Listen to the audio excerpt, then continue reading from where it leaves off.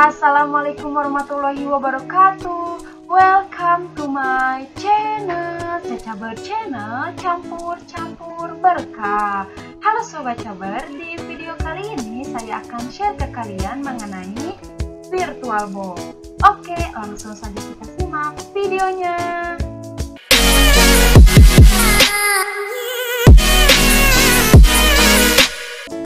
Di topik yang pertama yang akan kita bahas di VirtualBox adalah apa sih VirtualBox itu? VirtualBox adalah software virtualisasi yang bersifat open source. Maksud open source di sini adalah kode source pada VirtualBox itu bisa kita edit, bisa kita ubah, bahkan bisa kita kembangkan. Lanjut ke pernyataan sebelumnya, VirtualBox sama dengan software virtualisasi. Maksud software virtualisasi di sini adalah dengan VirtualBox kita bisa mengeksekusi sistem operasi tambahan di dalam sistem operasi utama. Jadi dengan VirtualBox seolah-olah kita memiliki berbagai macam perangkat PC dengan berbagai macam sistem operasi tanpa harus memiliki perangkat aslinya. Simpelnya itu seperti itu. Nah, apa sih batasan dari VirtualBox? Batasan dari VirtualBox adalah perangkat keras PC itu sendiri. Misalkan PC kita RAM-nya itu 2 GB, kemudian ingin diinstal Windows 7 dengan RAM 4 GB. Nah, tidak bisa karena batasan dari VirtualBox adalah perangkat keras kita sendiri. Tidak akan mungkin kita menginstal PC di VirtualBox dengan RAM 4 GB sedangkan PC kita sendiri 2 GB. Nah, seperti itu. Itu adalah gambaran singkat dari VirtualBox.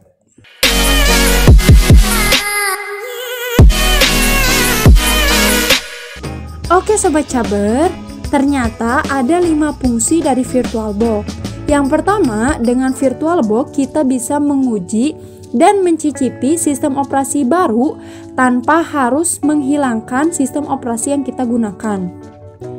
Kemudian yang kedua, dengan VirtualBox kita bisa menguji aplikasi yang tidak support pada sistem yang kita gunakan. Kemudian yang ketiga, dengan VirtualBox kita bisa mengimplementasikan berbagai macam topologi jaringan lokal. Kemudian yang keempat, dengan VirtualBox juga kita bisa membangun berbagai macam virtual private server atau VPS. Contohnya, kita ingin membangun web server ataupun mail server ataupun DNS server pada satu hardware yang sama, yaitu PC atau laptop PC kita sendiri. Dan yang terakhir, VirtualBox juga sebagai virtual development environment, jadi sebagai wadah untuk uji coba proyek agar bisa terrealisasi. Seperti itu 5 fungsi dari VirtualBox.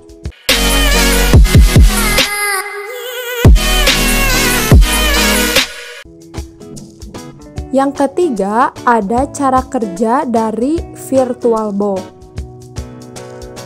Di sini saya sudah membuat desain cara kerja dari VirtualBox agar kalian mudah memahaminya.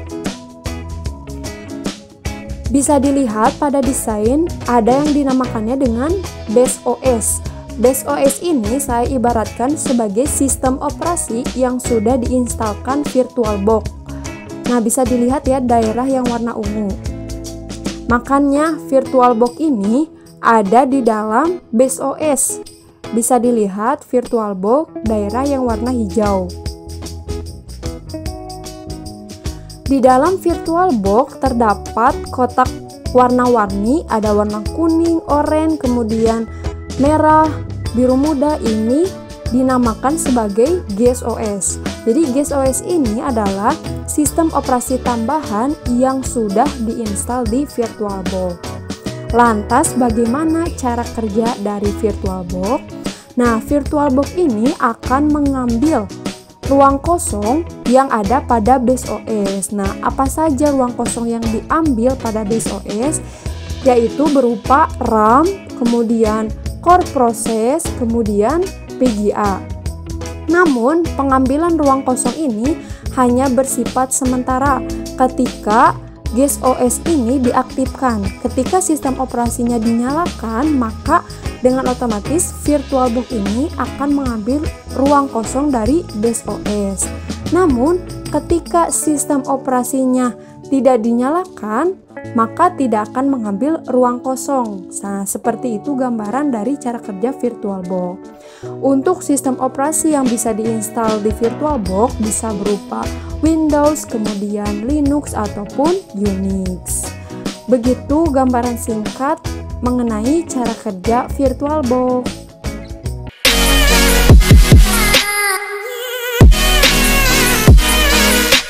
Yang keempat, ada cara instalasi VirtualBox. Sebelum melakukan instalasi VirtualBox, pastikan PC atau laptop kalian terkoneksi ke internet. Nah, kemudian kita akan download aplikasi VirtualBox beserta extension pack-nya. Caranya, buka dulu browsernya, kemudian ketikkan www.virtualbox.org, kemudian enter.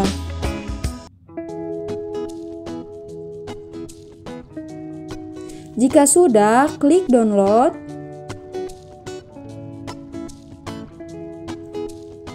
Nah, untuk VirtualBox versi terbaru yaitu 6.1.22. Nah, ini aplikasi VirtualBox hanya support yang 64 bit untuk versi 6.1.22. Untuk versi 32 bit tidak support. Nah, bagi kalian yang menggunakan OS 64 bit bisa menggunakan VirtualBox 6.1.22. Bagi yang versi OS-nya 32 bit, gunakan VirtualBox 5.2 ke bawah. Berhubung saya menggunakan Windows 10 versi 32 bit, maka menggunakan VirtualBox 5.2. Kemudian klik.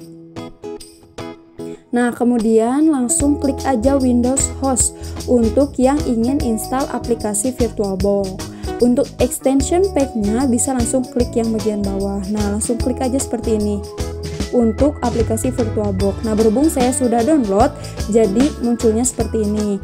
Untuk extension pack sama, tinggal diklik aja. Nanti otomatis akan download sendiri.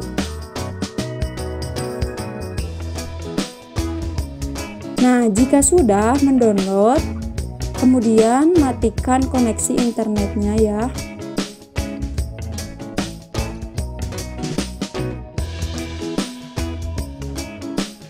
Nah, berhubung saya sudah download, hasilnya seperti ini. Ini aplikasi VirtualBox-nya dan ini extension pack-nya. Cara yang pertama, kita klik 2 kali aplikasi VirtualBox.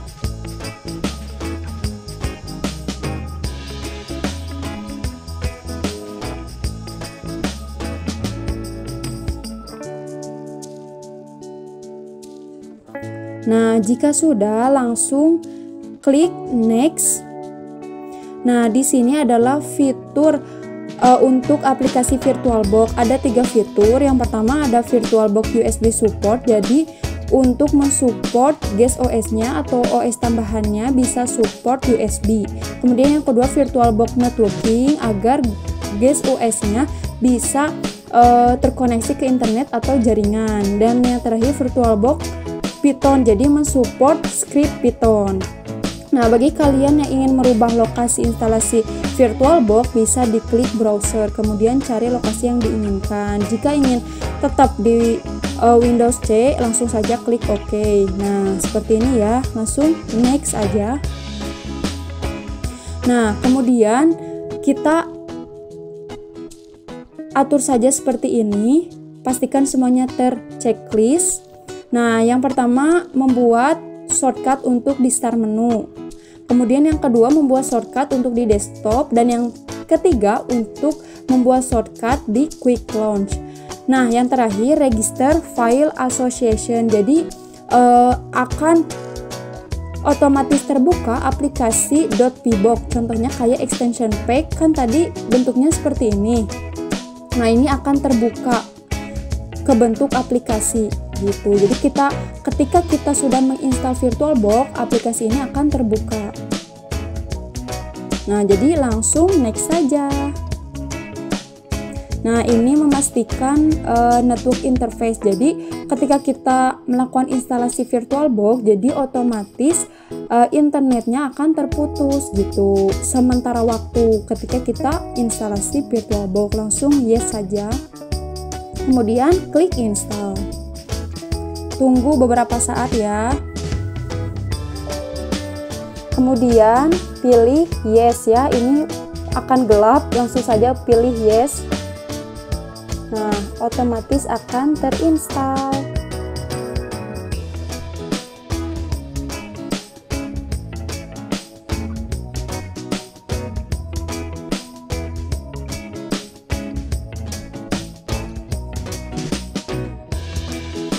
Nah, jika sudah, langsung finish saja dan checklist Start Oracle VM VirtualBox ya. Sesudah instalasi, jadi akan otomatis membuka aplikasi VirtualBox. Langsung finish.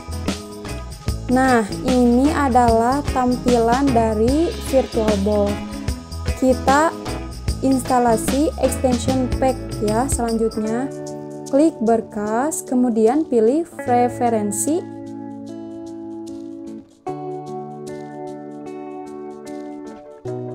Kemudian pilih ekstensi. Nah, kemudian pilih tambah. Kita cari extension pack-nya.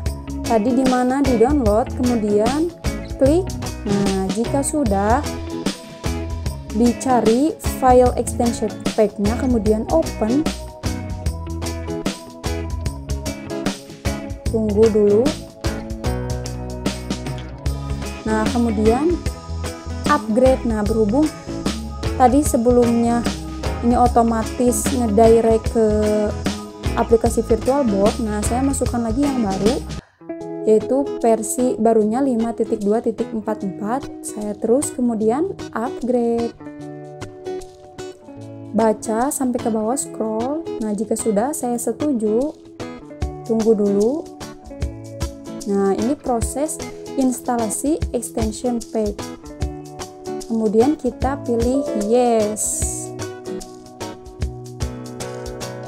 Nah, jadi sebelumnya memang saya sudah install VirtualBox yang versi 5.1. Jadi otomatis gitu kalau kita install VirtualBox yang baru pakai ekstensi yang sebelumnya. Nah, ini saya lagi melakukan install extension pack yang baru yang tadi, yang 5.2.44. Tunggu dulu ya sampai selesai. Nah, kemudian oke. Ini sudah terinstall extension pack yang versi 5.2.44. Kemudian oke. Proses instalasi VirtualBox selesai.